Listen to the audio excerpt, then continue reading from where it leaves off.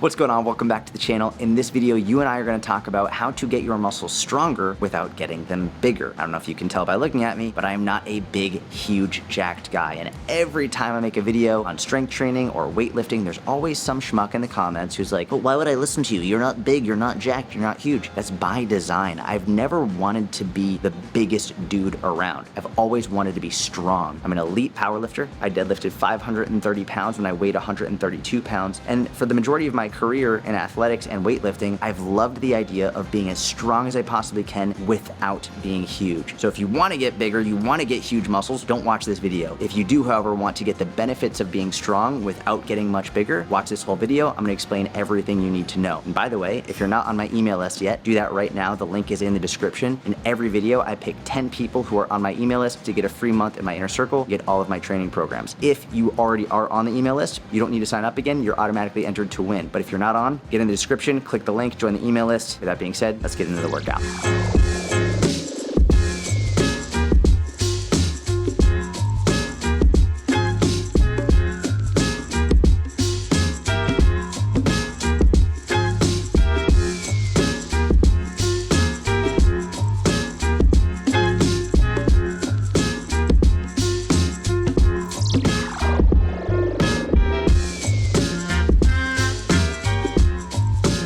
Just finished the workout, got some strength and cardio in, gonna get something to eat, and I'm gonna see you at the whiteboard in 3, 2, and we are in the office, ready to go, dive into today's topic of how to get stronger without getting bigger. Now, if you're new to the channel, number one, make sure you subscribe, give the video a thumbs up, leave a relevant comment if you want to win a free month in your circle. We do that with every single video. But you'll also notice that I have some blank spots here. The purpose with these blank spots is just to make sure that you watch the whole video. A lot of people, they see what's written, they think they know what I'm going to talk about, and then they quit. I don't want you to do that. So I have some blank spots here. Obviously, I've got a little physics right here. And then we're going to just basically dive into the video. All right, so number one, these are, by the way, sort of in order of importance and sort of not in order of importance. I would say number one, which is what we're going to go over first, is the most important of all, because if you are doing this, then you will get bigger. If you aren't doing this, then you won't get bigger, no matter what. These play a bigger role in terms of your actual strength gains and your muscle gains. These have more direct impact on whether or not you get stronger. This has the greatest impact on whether or not you actually get bigger, okay? So, number one, don't eat like a sumo wrestler, which is my way of saying don't eat in a caloric surplus. I have tons of videos on calories. I have a calorie calculator telling you how many calories you should eat if you want to lose weight. I have a ton of videos explaining all about calories and energy consumption, everything you need to know in order to gain or to lose weight if you want to. Without going into excruciating detail in this video, the most important thing for you to know about getting bigger is if you are not eating like a sumo wrestler, if you are not eating in a calorie surplus, you won't get bigger. And obviously the sumo wrestler is just a joke, like you don't need to eat that much.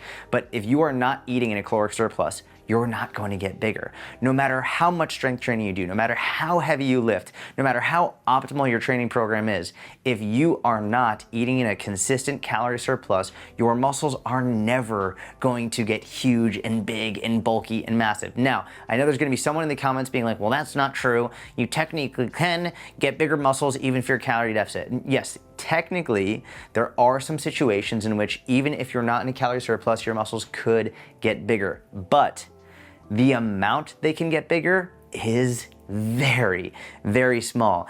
And once you're past the beginning stages of strength training, it gets exponentially more difficult to get your muscles bigger if you aren't in a calorie surplus. So if you're a brand new beginner to strength training, even if you're not in a calorie surplus, yes, you might see some muscle growth at the beginning, but it's not going to be dramatic. You're not gonna all of a sudden turn into the Hulk or Arnold Schwarzenegger. Trust me, it's not that easy.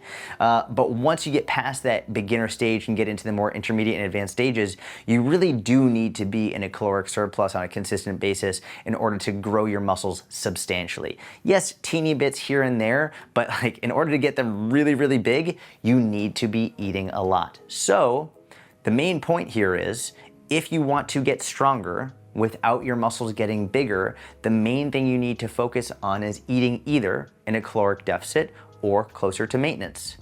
And that's really it. If you don't know what to eat, how many calories you should be eating in order to be in a calorie deficit, I have a link in the description for my calorie deficit video. It's a calorie calculator, free calorie calculator, tells you exactly how many calories you need to eat in order to lose body fat. But as long as you're not in a calorie surplus, you really don't need to worry about getting bigger. However, I'm gonna put a big caveat on all this right now, because someone's always gonna come in and be like, well then how come all like the CrossFit women, how come they're so huge? Or how come like the bodybuilder women are so huge? Or how come anyone is so huge? Here's the deal, and this is something that a lot of people don't wanna talk about. If we're looking at especially women who notoriously have a more difficult time of getting bigger than men because of the hormonal profile, well, if we're looking at elite athletes in CrossFit, elite bodybuilders, figure competitors, whatever it is, a lot of them are taking anabolic steroids. This is massively overlooked. So if someone's gonna be like, well, how come the CrossFit women look so big? Well, number one, not all CrossFit women look so big. That's just, they don't. You're seeing a very small percentage of CrossFit women who look very big, probably because they're the most elite of the elite of the elite CrossFit female athletes. And in order to reach that level of performance, they're probably taking performance enhancing drugs. A lot of people don't realize this, but steroids, anabolic steroids, performance enhancing drugs are one of the most commonly used recreational drugs in the entire world. People don't realize this. I think there's so much negative media attention towards them that a lot of people are naive and think, oh no, they wouldn't be doing that. They wouldn't be doing that. The reality is, when you really dive into the research around performance enhancing drugs, and people don't want to hear this, like there are many safe ways to use them. Many safe ways, and as long as you're with a doctor and you're monitoring your blood work and your health, there are many ways to do it safely and healthily. So the naivete that comes with people being like, they would never do that, that's you being influenced by the media thinking they're just inherently bad. I'm not encouraging anyone to do it. I'm not saying you should do it. All I'm saying is you need to realize if you're looking at someone and you're like, well, that's weird because like I know they're not in a calorie surplus, but they're fucking huge. Maybe they're taking performance enhancing drugs that increase their body's ability to create more muscle without as much energy as you would need as a more of a natural lifter. And one more thing, and I hate that I have to clarify this, but in today's world where everyone is always looking to be offended and trying to nitpick, I am not hating on women who are more muscular at all. I'm using the female CrossFit example and the female bodybuilder example because I get asked these questions all the time, especially from women who don't want to be as muscular. If you are a woman and you want to build bigger muscles, amazing. That's fucking awesome. I support you. I think that's wonderful. If you're a woman or a man and you don't want to get bigger, more muscular, more bulky, that's also fine. Do what you want to do. I just wanted to use this example because again, it's the most commonly asked question, especially when people say, well, people say like women can't really get bulky, but then I look at these lifters and these women and they're fucking bulky. Well, number one, they're very often taking anabolic steroids. And number two is they're elite lifters. They're elite athletes. This is their job. They're training multiple times a day, every single day. And then also in order to support that type of training, they need to take anabolic steroids in order to recover more quickly. So if you're an average Joe or Jane, you're working out a few times a week and you're worrying about getting really big and bulky, if you're not eating in a caloric surplus, you're worrying about something that is not something to worry about. You're comparing yourself to an elite athlete, an elite lifter, someone who's lifting on a level that most of us could never, ever imagine. If you want to get bigger and you want to get bulkier, you want to get bigger muscles, awesome. I don't care if you're a man or a woman. Doesn't matter to me. Do what you want to do. But specifically for this video, for the people who are watching because they don't want to get bigger, they just want to get stronger, they want the benefits of strength, they want the benefits of lifting heavy weights without actually getting physically bigger, you need to understand, don't eat like a sumo wrestler, don't eat a caloric surplus, and as long as you do that, and if you're following these two things, which is what we're going to discuss next, you are going to get stronger without getting bigger. All right? Now, let's get to number two. And this one is we're gonna spend the least amount of time on this because it's fucking obvious. Lift heavy. If you wanna get stronger, you need to lift heavier. And this begs the question someone's always gonna ask, well, what if I don't wanna lift weights? Can I get stronger with body weight? Can I get stronger with calisthenics? Yeah, of course, absolutely you can.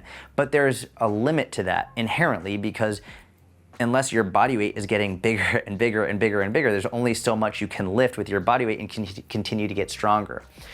I think there are many ways to strength train without using weights, but it gets exponentially more difficult to continue to get stronger if you're not adding external loads, which is why having dumbbells, kettlebells, barbells, all these extra tools that we have, machines, whatever it is, all of these extra tools with external resistance make getting stronger much easier, much more efficient, and it actually increases the amount to which you can get stronger because there's an inherent limit if you're only using your body weight.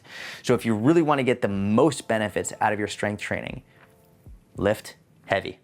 Now, next question is like, well, what is heavy? Like, how do I know how heavy I should be lifting? There's a huge range here. Generally speaking, and again, this is very general, anywhere from somewhere in the 6 repetition range to like the 12 to 15 repetition range. Now, 12 to 15 is not bad at all. A lot of people listening might be like, that seems like it's too high of a repetition to get stronger. It's not at all. If you are lifting, let's say you can do a dumbbell bench press for, you're using 25 pounds for 12 to 15 reps, and all of a sudden you can go to 30 pounds, and then 35 pounds and 40 pounds for that same repetition scheme, you're getting stronger. Now, there's different types of strength. There's maximal strength, and then there's more strength endurance, which would be that more 12 to 15 repetition range. If you want to get more maximally strong, see how much weight you can lift for fewer reps, that 6 to 8 repetition range is where you're going to want to be. But if you want to get stronger with a little bit of a higher repetition range for more strength endurance, 12 to 15 is a great place to go. The reality is you want a little bit of both. You want some in the 6 to 8, you want some in the 8 to 10, you want some in the 10 to 12, and you want others in the 12 to 15. They're all wonderful. When I'm organizing a workout program like I do in my inner circle, I usually start with a maximal strength at the beginning. You want to lift the heaviest weights first so you're not fatigued on when you're trying to do the heavier weights later on in the workout. So if you're doing 6 to 8 reps for an exercise, do that first. Then in the next exercise, go to like 8 to 10s, next exercise 10 to 12, and then the last exercise 12 to 15s. It's really a nice sequential way to order your workouts. And there's differences here and there, but in terms of the heaviest weights, heaviest comes first and progressively lighter throughout the workout. All in all, again, what it really boils down to is lift heavy. Another way to think about it is anywhere, whether it's in the 6 to 8 rep range all the way up to the 12 to 15 repetition range, what I want you to realize is the last few repetitions of whatever exercise you're doing should be very difficult. You don't need to be going to failure. You don't need to be going to the point where you literally can't do another repetition. But a good thing to keep in mind is generally somewhere between 1 to 3 repetitions left in the tank. So when you finish the set, maybe you only had 1 more good repetition in you. Maybe you only had 2 more good reps. Maybe you only had 3 more good reps. Anywhere in that range is a sufficient amount of weight in order to get the stimulus you need in order to get stronger over time. People way overcomplicate this right now on Instagram, TikTok, YouTube. There's so many different people with so many different opinions about what is the optimal range, what is the optimal percentage. People are way overthinking it. Lift heavy. When I'm talking about lifting heavy, how do you know if it's heavy? Is it difficult to finish that set while maintaining good technique? That's really it. If you get to a point where you can't finish the set and or your technique is completely breaking down, you're lifting too heavy. On the other hand, if you're finishing the set, let's say you a set of 12 dumbbell bench press, you finish it and like you're not tired at all and it really wasn't difficult, you're not lifting heavy enough. I see this all the time. Generally speaking, this is, again, sweeping generalities, but men will often lift too heavy. They'll lift way too heavy, ego gets in the way, and they're doing this, they're doing cheat reps. They have someone else helping them lift all the weight up and they're not actually doing it. That's too heavy. On the other hand, women will often not lift heavy enough. And there are many reasons for this. I know one of the reasons is they think that they're gonna get bulky. But again, as long as you're not eating like a sumo wrestler, you're not gonna get bulky. The other thing is, and this is actually, I didn't realize this, most of my clients are women. I didn't realize this until I started working with more and more women. But many women don't like to make the uncomfortable, scrunchy faces when they're lifting, especially when they're lifting in public, because they feel like they're being judged, they feel like it looks weird, and like, as you saw in the workout video from earlier today, I make some really fucking weird faces when I'm challenging myself and lifting heavy. If you can finish a set and you're just smiling and your face muscles are not contracting at all, odds are you're not lifting heavy enough. So if you're finishing a set and you feel totally fine and or you're not making some weird faces, odds are you're not lifting heavy enough. Plain and simple, lift heavy. Challenge yourself.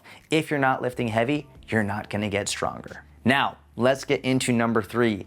And I If you don't know me, I was in special education growing up. I was not good in school. So to see just this like meathead who likes lifting weights, getting stronger, being an athlete, talking about Newton's second law of motion is pretty fucking wild to me.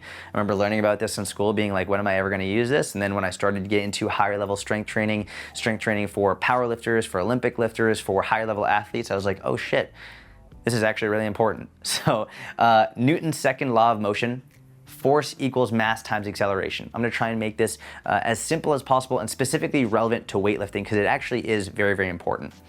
So force equals mass times acceleration. When we're talking about weightlifting, most people only focus on mass, right? So actually, let's break it down. Force is referring to how much force you are generating in order to lift a certain weight.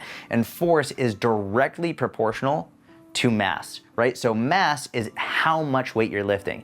So if you have 500 pounds in the bar, you need 500 pounds of force in order to move the bar, right? That makes sense. The amount of force that you're generating is directly related to how much weight you're actually lifting.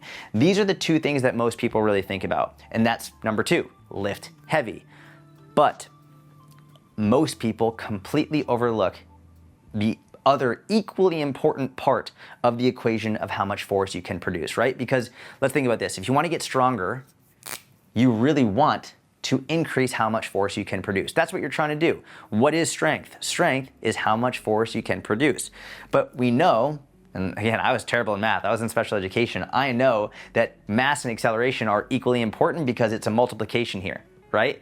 So we both know that they're equally important. So if you're only focusing on how much weight you're lifting, you're missing literally 50% of the equation. And people don't realize that if you increase the speed at which you lift, you can increase the force dramatically. And this is something that is so overlooked, so misunderstood. And also, by the way, and this isn't even something I was gonna talk about, but it just sparked an important thought in my head. If you focus on acceleration as well, in addition to how much weight you're actually lifting, you're gonna end up putting less stress on your body, which will allow you to have more longevity in your weightlifting. If you're only ever thinking about lifting heavy, if that's all you do, well then every single thing you do is gonna be heavy, heavy, heavy, heavy, heavy. And we know for years and years and years, if all you're doing is just lifting as heavy as you possibly can, you're putting more stress on your joints. There's a lot more risk of injury, a lot more risk of burnout, and you don't want to do that. So by actually splitting up and having a more of a balance between heavy lifting and acceleration-based lifting, you can give your body a break. You can give your tendons, your joints, your ligaments a break. You can give your mind a break. Anyone who's been lifting for many years can attest to knowing that like sometimes going to the gym and lifting heavy is just really difficult to motivate yourself to do. Getting under the bar again, getting under really heavy weight. So having some acceleration-based work is super, super helpful and important and will give your body and mind and nervous system a rest. Now, I want to give you a practical example about the acceleration. You saw some of my workout today. You saw me doing the med ball throws where I was throwing a med ball over my head. You saw me doing a little bit of a push press with the dumbbell where I was pushing the dumbbell over my head. Both the med ball and the dumbbell were nowhere near heavy weight for me, like relatively for me, right? They're nowhere near a maxed effort weight. They're nowhere near a super, super heavy weight for me. I could do multiple reps and I was nowhere near failure, right? That's what I mean by it wasn't heavy for me relatively in that specific lift. I was focusing on moving that weight very quickly. I was focusing specifically on my intent in my brain was get this weight up as fast as I can. With the med ball, get this med ball up as high and as fast as I possibly can. Because when I train myself, my body, my muscles, and my brain to fire more quickly and more explosively, I create more force. And this is the magic of understanding Newton's second law of motion, specifically pertaining to strength training. Now, what I was talking about earlier in regard to lifting heavy and starting with very, very heavy weights and then progressively getting lighter, I'm not gonna contradict myself, but it's gonna sound like it. What I'm gonna say is, before you get to your heavy lifting, that's when you do your acceleration-based training, and that is with lighter weight. So you'll notice I did the med ball throws first, then I did the push presses, and then I got into the heavier lifting. And I did heavier weights for fewer reps and progressively got into a little bit lighter weights for higher repetitions, but still overall strength training. The reason you wanna do your acceleration-based training first, there are a number of reasons, but it is very important for you to do that when you are not fatigued at all. It is very demanding from a central nervous system perspective. It's very, very demanding, and if you start to fatigue, then you're not going to be able to be as explosive. So you want to get the acceleration-based training in your workouts first, then you progress to the strength work. What's also really cool about that is when you do the acceleration-based training first, you're actually, when you go to the strength work, it's gonna feel so much easier. Your muscles are more primed, your nervous system is more primed to fire more explosively, for your muscle fibers, for your motor units to fire more quickly, more explosively, and at a higher frequency. So when you go from this explosive-based training to this more heavy training, all of a sudden you're actually gonna feel like the weights that you were lifting prior are now much lighter because your nervous system is more primed. A simple way to think about this is, have you ever seen a baseball player? They have a baseball bat, and the batter who's on deck, not the person who's actually batting, but the person who's on deck, what they'll do is they take what's called a donut, and they take this donut, put it on the bat, and it makes the bat a little bit heavier, just a little bit heavier, not much, adds like maybe like half a pound or something, and they're swinging, and it's like, it feels really, really heavy. When they take that off, now all of a sudden the bat feels super light, and the bat speed to get around is so much faster, so much more explosive. This is something known as post-activation potentiation. Very fancy term. Basically, all I'm saying is that when you train to be more explosive and then you change the weights, your muscles can actually fire much more explosively and much more powerfully than they could before. So, long story short, I don't want you to only focus on mass. I don't want you to only focus on lifting heavy. I also want you to focus on lifting powerfully, lifting explosively. Now, what's unique about this is it's less about how much weight you're lifting and more about the intent to lift as quickly as possible. Obviously, you don't want to lift super, super heavy because it's very difficult to lift that weight very quickly, but if you are lifting in terms of whether it's you're doing a box jump or you're doing clap push-ups or you're doing med ball throws or kettlebell swings, I don't want you to lift super, super heavy. I do want you to focus really, really intently on trying to move that weight as quickly as possible. Another thing to keep in mind here is if, let's say we're gonna put the B-roll of me doing the med ball throws here, I wasn't throwing the med ball and then quickly going back down and throwing it up and quickly going back down. I would throw each med ball throw was as explosive as possible, but there was sufficient rest in between every throw. I was trying to use good technique. I'm not rushing the throws. This isn't like in a lot of CrossFit gyms, you'll see people doing box jumps for like 100 reps. That's fucking stupid, and they're rushing their way through. It's not, this is something that Louis Simmons said to me many years ago. Rest in peace, he's one of the most amazing people in the world that I've ever met. A lot of people think, what exercises make me more explosive? What exercises will help me increase acceleration? There are no exercises specifically that make you faster and more explosive. It's how you perform the exercise that makes you more quick and more explosive. A lot of people who do Olympic lifting will say cleans and snatches make you faster. That's not accurate. Practicing the cleans and snatches explosively will make you faster. But if you're not doing the cleans and snatches with the intent to be explosive, then it's not gonna make you faster. Jumping doesn't make you a more explosive jumper. Jumping explosively makes you a more explosive jumper, right? So the only difference between walking and sprinting is your intent, right? That's really it. The intent to go faster. So when you're trying to focus on increasing acceleration, it's your intent. And you really, there's so much research on this. I find it unbelievably fascinating. When you intend to move as quickly and as explosively as possible, you're teaching your brain to have your motor units and muscle fibers fire more quickly, more explosively, and at a higher frequency, which leads to more force, which leads to more strength and force output. So, to recap, if you want to get stronger without getting bigger, don't eat like a sumo wrestler. Lift heavy, but also lift fast. All right, if you have any questions, leave them in the comments. Now we're actually gonna get into Instagram Q&A, announce some Inner Circle winners, and I think that's it. Is that Mitch? Awesome, that's it. Also, by the way, follow Mitch. Mitch is my videographer. He's the fucking man. We're gonna put him right here for Instagram. He's absolutely amazing. And I think that's it. Let's get into Instagram Q&A. All right, before we get into the Q&A, really quick, I want to announce the 3 people who won a free month in the Inner Circle. Quick reminder, if you're new here, which obviously means you have to subscribe to the channel and give this video a thumbs up. Every single video, I pick 3 people to win a free month in the Inner Circle. All you have to do is subscribe to the channel, like the video, and leave a relevant comment. So with that being said, we've got Kristen Buckler 812, it's Becca, and Yehuda Zutler 1251. You have all won a free month in the Inner Circle, and I left you a comment letting you know how to redeem that free month. I'm excited to see you on the inside, and if you have not subscribed to the channel, left a comment on this video, make sure you do so you're entered to win a free month in the Inner Circle.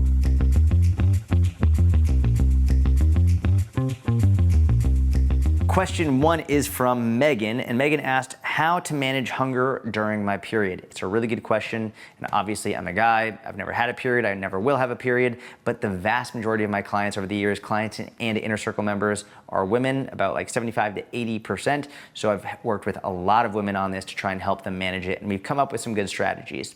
The first thing to know is this: number 1, your hunger will almost always increase during your period. It is different for every woman. Not every woman is going to experience their period in the same way, but it is unbelievably common and very normal for hunger to increase. So I wanted to say that first because often women will say, why does this happen? It shouldn't be happening. They get really, really frustrated. It's normal. It's very, very common. So rather than trying to fight it, let's work with it. And the first thing I would encourage you to do is, if you are a woman who gets more hungry during your period, or at really any time during the month, if there's a specific time frame in which you know you're gonna be hungrier, increase calories during that time frame. And what's cool about this is oftentimes people will think, well, if I increase calories, doesn't that mean I'm gonna gain weight? Well, what you can do is, if you look at your calories from a monthly perspective, you could have 1 week of the month where you have higher calories, and then subsequent weeks you can have slightly lower calories, so that at the end of the month it all balances out. It's a form of calorie cycling. Some people calorie cycle day to day, Monday high day, Tuesday low day, blah, blah, blah. This way you might have a high week on the week that you're hungriest, and then lower weeks on weeks that you're less hungry. So I think this is very, very important, and it doesn't have to be a dramatic amount of caloric increase. You could increase your daily calories by 200, 300, 400 calories, and then in subsequent weeks, slightly reduce calories. So at the end of the month, your total calorie intake is where it needs to be in order to lose weight, maintain weight, or gain weight, whatever you want to do. Other strategies to help manage hunger. Number 1 is obvious, especially if you've been following this channel for a while: protein. Protein, protein, protein, every meal protein. You don't have to be eating so much protein that you're sweating out meat out of your pores, but please increase protein and make sure it is the main portion of each of your meals. Another strategy: fiber. Again, if you've been following me for a while, you know how important this is. Fiber and protein, I think these are the 2 most important things you can include, not only from a health perspective, but also from a hunger management perspective, regardless of male, female, have a period, don't have a period. If you are getting hungry and you want to manage your hunger, emphasize protein, emphasize fiber at every single meal. Staying hydrated is gonna help as well. Getting quality sleep as often as possible is gonna help as well. And the last one I'll leave you with is making sure you have a schedule that you can stick to in terms of when you eat. Your hunger hormones will work on a schedule. And the way that I like to explain this is, whether it's Thanksgiving or Christmas or Hanukkah or whatever holiday it is, oftentimes if you have a big holiday meal, you eat a lot. You get really, really stuffed. And sometimes you're so stuffed and you're like, oh my God, I'm never gonna eat again. And then literally like 90 minutes later, you're like, why the fuck am I hungry? And you feel like a fat ass. Well, the reason this happens is often because your hunger hormones will work on a schedule, and if it comes to a point in time in which you normally eat, regardless of how much you ate earlier, often you'll start to get hungry again. And if you don't have a normal eating schedule, then those hormones don't really know when to work, when to not work, and obviously I'm oversimplifying it, but that is how it works. So if you have a normal schedule where maybe you have breakfast somewhere between, like, and I'm making this up, but breakfast between 6 to 8 a.m. and then lunch between like 10 to noon, and then dinner between like 4 to 6, and then another snack between like 8 to 9, somewhere in that range. If you can follow a schedule as closely as possible on a day-to-day basis, not only will it help manage your hunger hormones, but then you can actually start to predict when you're going to be hungry. And when you can predict your hunger, you can start to prepare ahead of time, rather than just randomly being surprised by hunger and not knowing what to do from there. Get on a consistent eating schedule and you'll be able to better manage your hunger and your overall schedule. All right, I hope you found that helpful. Next question, _Issa said, for fat loss, do I need to graduate from walking to running if I already walk consistently? So what they're saying is, if I want to continue losing fat, do I need to go from walking to running in order to make this happen? And the short answer is no, absolutely not. Whether you walk or run or swim or jog or bike or elliptical or row or whatever the fuck you do is truly irrelevant from a fat loss perspective. And I've said this 1,000,001 times, the only way to lose fat is to be in a calorie deficit, regardless of what exercise you do. You don't exercise to lose fat, you exercise to achieve a physical improvement, right? You exercise to see better heart health, you exercise to grow your muscles, to get your muscles stronger, increase bone density, to run a faster mile, to get your splits, whatever it is you want to do. Exercise is for a physical goal, and also mental as well. Nutrition is what dictates your weight, whether you lose weight, gain weight, stay the same. So walking is one of the most amazing exercises you can do for your physical health, mental health, all of it. And it can contribute to fat loss. But whether you're walking, jogging, running, sprinting is irrelevant to fat loss if your nutrition isn't in check. So you don't need to graduate from walking to running in order to lose weight. You might need to change the speed at which you're walking in order to progressively increase your cardiovascular fitness. There might be progressive increases you can make to the intensity and speed at which you're walking or running or jogging in order to improve in your physical fitness. But that has nothing to do with fat loss. In order to lose fat, manage your calories. That's it. And if you do that, you will consistently lose fat and be able to maintain it. So don't worry about graduating from walking to running. It's all great. Just make sure your nutrition's in check. That wraps it up for this video. Thank you so much for watching. I hope you enjoyed it. If you did, please give it a thumbs up. Subscribe to the channel if you don't already. And I'm gonna ask something I've actually never asked on the channel before. If you found this video helpful, could you share it? Whether it's with a friend individually, on your Instagram story, maybe tag me in it. That would be wonderful. I would really appreciate it. If you found this video helpful or any of my videos helpful, any of your shares would be incredibly, incredibly appreciated. All right, thank you so much. Have a wonderful week. I'll talk to you soon.